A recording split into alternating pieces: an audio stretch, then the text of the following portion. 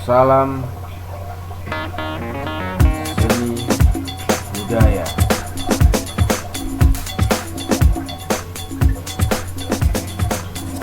Pagi ini syukur alhamdulillah kita dipertemukan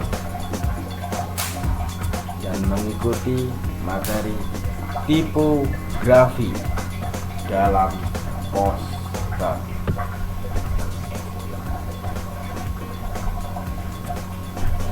Menggali dengan istilah tipografi, ada dua bagian, huruf dan tipografi sendiri. Huruf mewakili dari rangkaian alfabet, angka, dan tanda baca. Tipografi sendiri adalah seni tentang membuat dan mengolah huruf.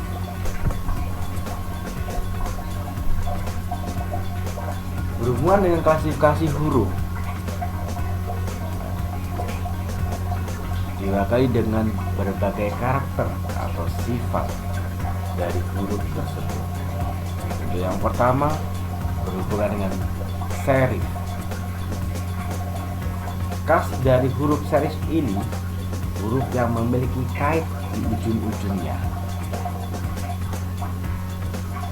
Dan masuk ke Egyptian adalah huruf bagian dari jenis serif.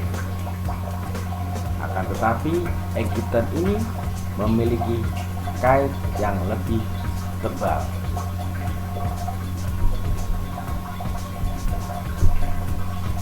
Huruf berjenis serif memberikan kesan klasik, resmi, dan elegan. Serif sering dipergunakan pada surat-surat resmi, buku-buku, surat kabar, dan lain-lain.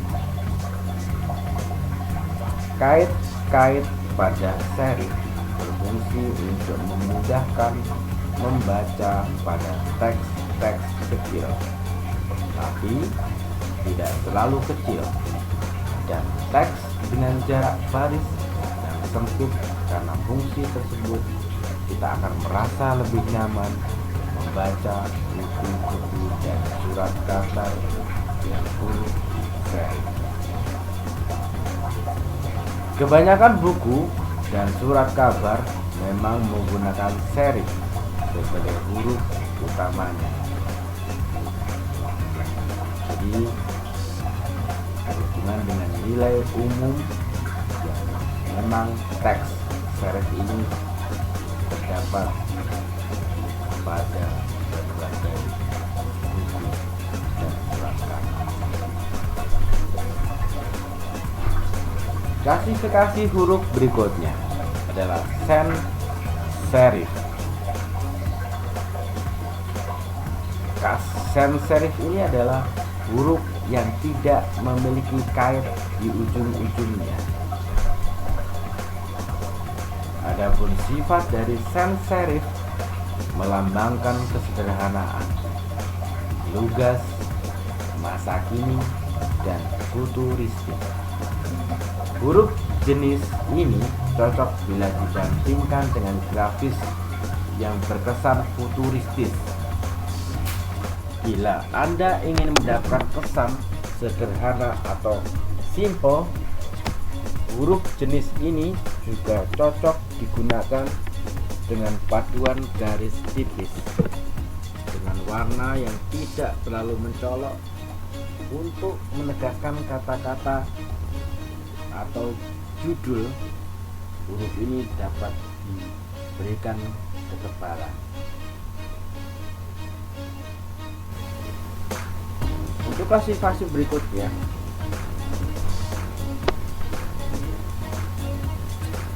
script, jadi khas huruf yang menyerupai tulisan tangan. Ini karakteristiknya memberi kesan original, personal, dan lembut serta klasik.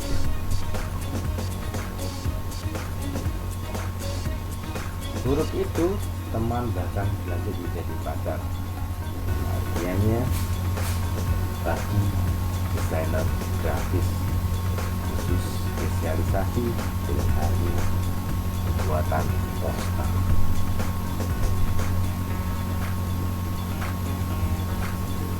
Baik, untuk lebih lanjutnya lagi kita bisa mengarahkan dengan hal permainan pembeda gambar. Temukan ada beberapa perbedaan dari gambar di atas, kurang lebih ada 6 perbedaan.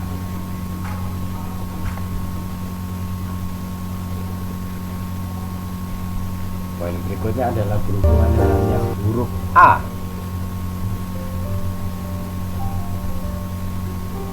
Kita simak bersama-sama.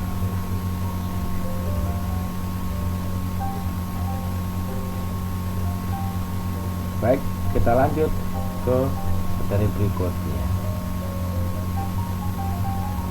A dengan kategori bentuk yang berbeda.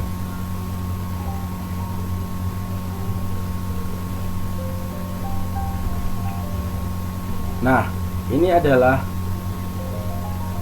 berbagai macam huruf dengan karakter yang tepat. Baris pertama adalah mewakili dengan tulisan gagah yang sangat cocok apabila digunakan dengan karakteristik huruf tersebut. Baris kedua dibilang istilahnya kuat, dan baris ketiga adalah cantik. Disusul dengan hanya istilah lembut. Saya kira ini lebih halnya pas dan diarahkan dengan hanya baris simple.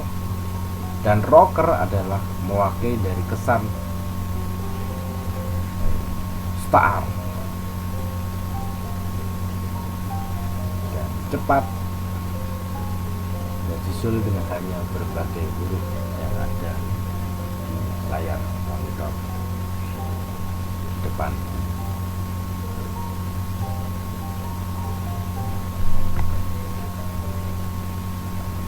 Dan itu semua dirangkum dengan hanya karakteristik huruf yang digunakan dalam poster.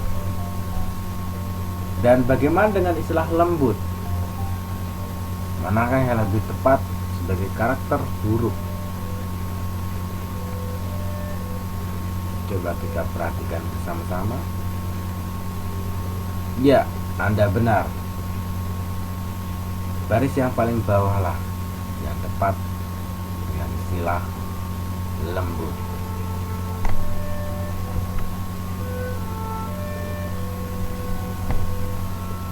Bagi kebutuhan tulis menulis atau surat menyurat, huruf hanya dilihat sebagai rangkaian kata yang bisa terbaca.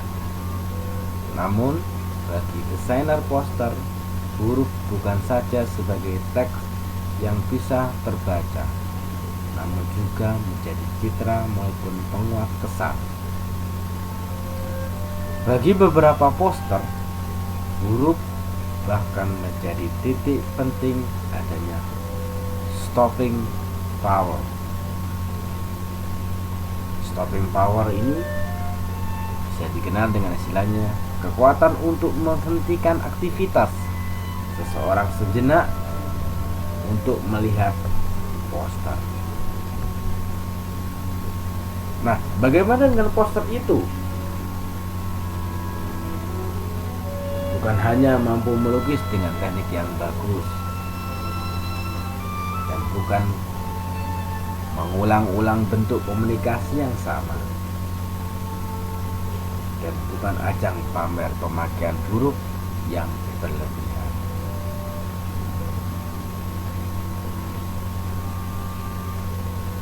Kita ulas sekali lagi. bukan hanya mampu melukis dengan teknik yang bagus.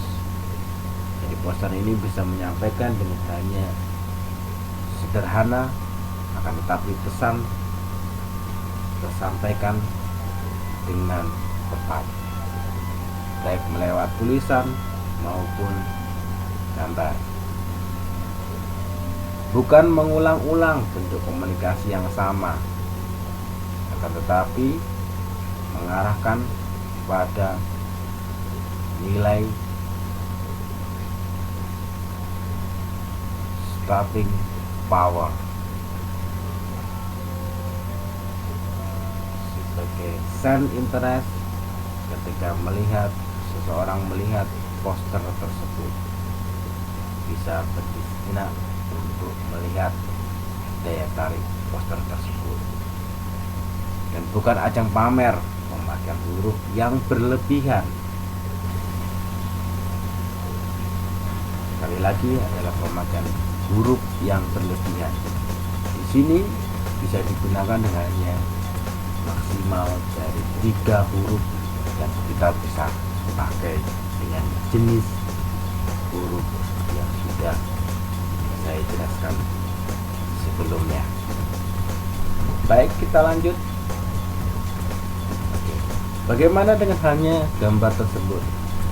Adakah kelebihan dan kelemahannya? Kita perhatikan bersama.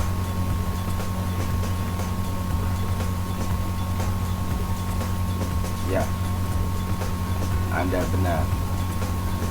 Informasi yang disampaikan tidak memiliki karakter sebagai pesan penjelas yang lebih baik.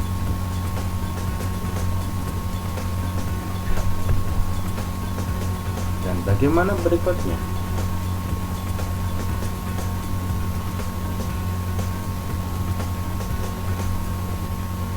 Ya.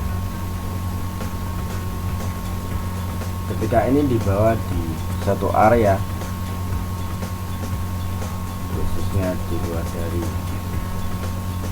negara Inggris masuk ke negara Indonesia dan terkategori di desa, saya yakin orang desa nggak akan banyak tahu maksud dan tujuan poster ini. Artinya kita cukup fleksibel dengan situasi dan pesan terhadap lokasi dan area poster tersebut. Dan bagaimana untuk yang selanjutnya? Ya, Anda benar. Jenis huruf tulisan banyak dijumpai di poster di sini, yang mengakibatkan pesan utamanya tidak tersampaikan dengan begitu jelas, terganggu dari informasi bentuk tulisan yang lain.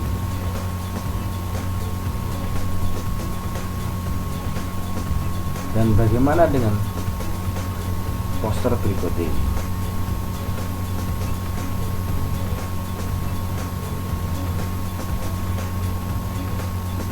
Lihat, informasi yang diberikan terlalu panjang, karena poster tersebut menegaskan dengan hanya nilai pesan yang singkat dan sederhana, dan mampu menjelaskan secara sederhana terhadap penikmat poster.